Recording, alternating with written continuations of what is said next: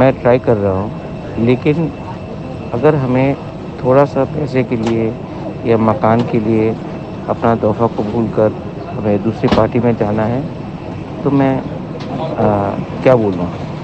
मैंने अपने लिए कुछ नहीं किया है, अपने कम्युनिटी के लिए सब किया है।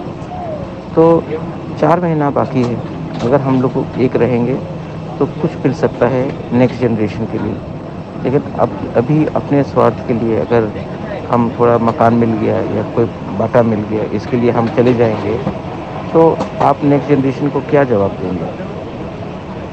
मैं अगर चाहता तो खुद भी कॉम्प्रोमाइज़ कर सकता था, लेकिन मैंने नहीं किया क्योंकि मैंने आपकी आँख में एक आशा देखा है, एक होप, एक एक्सपेक्टेशन देखा है। तो आप भी समझिए कि अगर हमें कुछ बड़ा चाहिए तो 4 महीना रुकना पड़ेगा, 5 महीना, और अगर हमें कुछ छोटा चाहिए और बाद में कंप्लेन करना है, तो जो भी मिलना है वो अभी ले लेते हैं।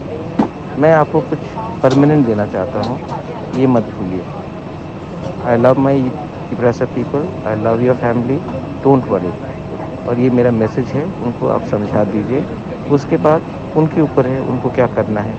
मैं किसी को रोकूँगा भी नहीं, लेकिन मैं जानता हूँ कि आप भी समझते हैं कि मेरा दिल सच्चा है और हम अपने लोगों के लिए काम कर रहे हैं।